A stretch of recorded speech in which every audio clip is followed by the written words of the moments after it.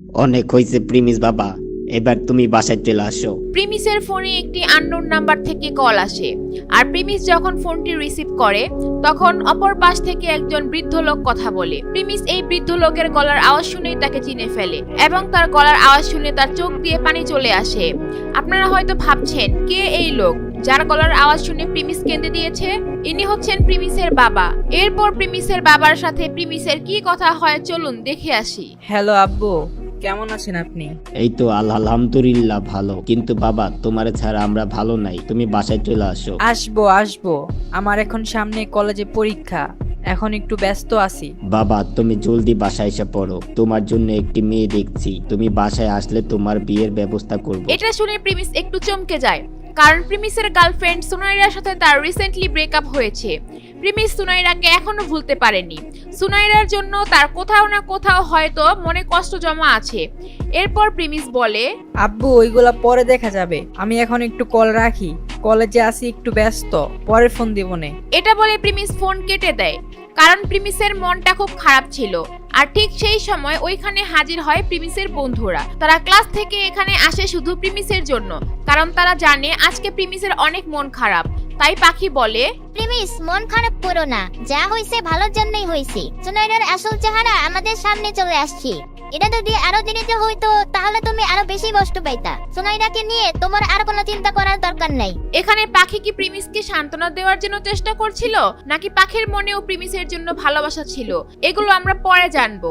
এরপর প্রিমিসের বন্ধু দিবস বলে, আরে প্রিমিস বন্ধু, টেনশন করার কিচ্ছু নাই, একটা গেলে আরেকটা আইবো, আমরা তো আছি তোর সাথে নাকি?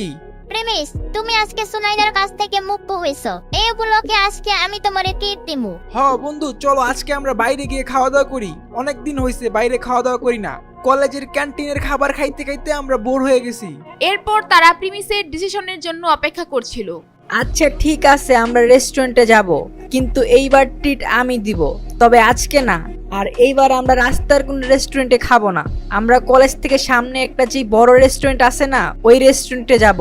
এটা শুনে তো দিবস আর পাখি একদম অবাক হয়ে যায়, কারণ প্রিমিস যে রেস্টুরেন্টের কথা বলতেছে ওইটা অনেক এক্সপেন্সিভ রেস্টুরেন্ট, যেখানে খেতে অনেক টাকা পয়সা লাগে।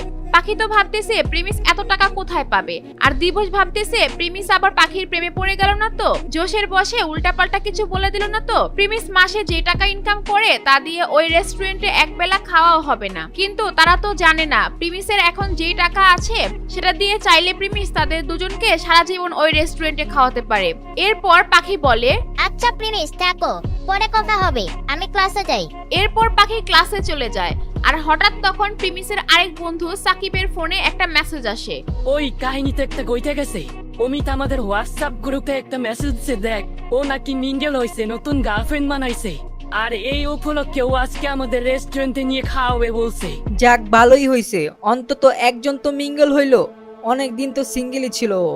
প্রিমিস বন্ধু, তোর রুম খালি করে দিছি, তুই তোর জামা কাপড় নিয়ে হোস্টেলে আইসা পড়িস, এখন আর তোর আলাদা করে থাকা লাগবে না। প্রিমিস আগে দিবস, সাকিব এবং অমিতের সাথে একই হোস্টেলে থাকতো।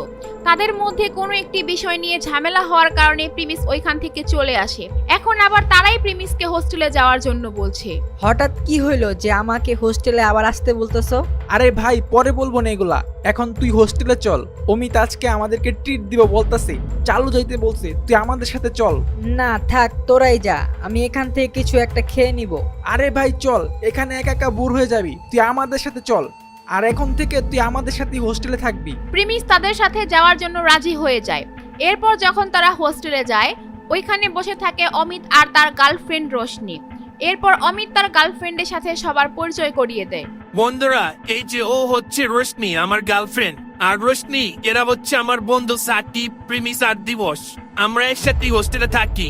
এরপর রোশনি সবাইকে হাই বলে, আর ঠিক তখনই ফোনে কল আসে কোয়েলের। আপনারা জানলে অবাক হবেন, এই কোয়েলের সাথে আবার প্রিমিসের একটি কাহিনী আছে, যেটা সামনে আসলে হয়তো অমিত আর অমিতের গার্লফ্রেন্ডের সম্পর্ক নষ্ট হয়ে যেতে পারে, আর সেগুলো আপনারা একটু পর জানতে পারবেন। দোস্ত, আজকে আমরা একসাথে লাঞ্চ করব, রোশনির বন্ধুরাও আসবে আজকে, তোদের কাউকে ইনভাইট করা থাকলে ইনভাইট কর। প্রিমিস তুই চাইলে সোনাইরেরও আনতে পারস। অমিত, আমি আর সোনাইরা এখন একসাথে নাই, ওর সাথে আমার ব্রেকআপ হয়ে গেছে। আয় হায়, কেমনি কি, কবে হইলো এগুলা? আমি তো কিছুই জানলাম না। আরে ভাই বাদ দে না এগুলা, এখন আমি তোরে পরে বলুম নে। এরপর তখন রোশনি অমিতকে বলে তার কিছু কথা আছে, তাকে নিয়ে যেন একটু বাইরে যায় আলাদা করে কথা বলার জন্য। তারপর তারা দুইজন বাইরে চলে যায়। আরে বেবি, কিছু হয়েছে নাকি? তুমি হঠাৎ বাইরে নিয়ে আসলা যে? আচ্ছা, এরা তোমার বন্ধু হয়? এদের চেহারা দেখছো কেমন? প্রিমিসের চেহারা যাই একটু ভালো, কিন্তু ওর ড্রেস দেখেই মনে হইতেছে ও একটা ফকির। তো এরকম লোকদের সাথে কিভাবে আমি আমার ফ্রেন্ডের সাথে দেখা করাই বলো? আরে বেবি, আমরা তো শুধু খাওয়া দাওয়া করতে যাবো, এইটুকুই ব্যাস, আর তো কিছু না। অমিত, তুমি একটা বলদ। আমার বান্ধবীরা এত দূর থেকে আসবো, তারা কি শুধু খাওয়ার জন্য আসবো? আমি ওদেরকে বলছি অমিতের বন্ধুরা আসবে, তার জন্য ওরা রাজি হয়েছে। ওরা তো ভাবতেছে অমিত এত সুন্দর, অমিতের বন্ধুরা হয়তো সুন্দর হবে। ওরা যদি আইসা দেখে এই অবস্থা, তখন কি হবে? এর চেয়ে ভালো আমি লাঞ্চ ক্যান্সেল করে দিই। আরে বেবি, সরি, এইবারের মতো চলো, সবাইকে ইনভাইট করে ফেলছি না, এখন যদি ক্যান্সেল করি কেমন দেখা যায় না? এরপর রশনি এটা মেনে নেয় আর সে রেস্টুরেন্টে যাওয়ার জন্য রাজি হয়ে যায়। আর সে বলে তার বন্ধুরা যেন ভালো জামা কাপড় পরে ওখানে যায়। এই কথা শুনে অমিত ওইখানে রুমের মধ্যে চলে যায় আর তার বন্ধুদের বলে, সাকিব, দিবস, প্রিমিস, তোরা সবাই ভালো একটা জামা কাপড় পরে রেস্টুরেন্টে যাইস। বুঝেছি তো, রোস্টেড বান্ধবীরা আসবে, আর দিবস তুই প্রিমিসকে একটা ভালো জামা দিস। প্রিমিসের এইরকম অপমানজনক কথা শুনতে শুনতে অভ্যাস হয়ে গেছে, তাই সে ওখানে চুপচাপ কথা শুনছিল। প্রিমিসের বন্ধুরা যদি প্রিমিসের আসল পরিচয় জানতো, তাহলে কি এই কথাগুলো বলার সুযোগ পেত? কখনোই না। যাই হোক, এইদিকে অমিতের গার্লফ্রেন্ড রশনি তার বান্ধবী কোয়েলের সাথে ফোনে কথা বলছিল। তার বান্ধবী কোয়েল নাকি সকালে ব্যাংক থেকে বের হতে যাওয়ার সময় একটি ছেলের সাথে ধাক্কা খায় এবং ব্যথা পেয়েছিল। তাহলে এখন কি আপনারা বুঝতে পারছেন প্রিমিসের সাথে রশনির বান্ধবীর কিসের কানেকশন? হ্যাঁ গাইস, আপনারা ঠিকই ভেবেছেন, প্রিমিসই সকালে রশনির বান্ধবী কোয়েলের সাথে ধাক্কা খেয়েছিল। কোয়েল যখন রেস্টুরেন্টে এসে প্রিমিসকে দেখতে পাবে, কি হবে তখন?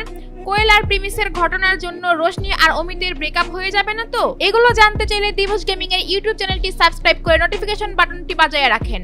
আর ভিডিওটি ভালো লাগলে অবশ্যই একটা লাইক দিয়ে কমেন্ট করুন। আর আগের পার্টগুলো স্ক্রিনে দেওয়া আছে, দেখে আসবেন।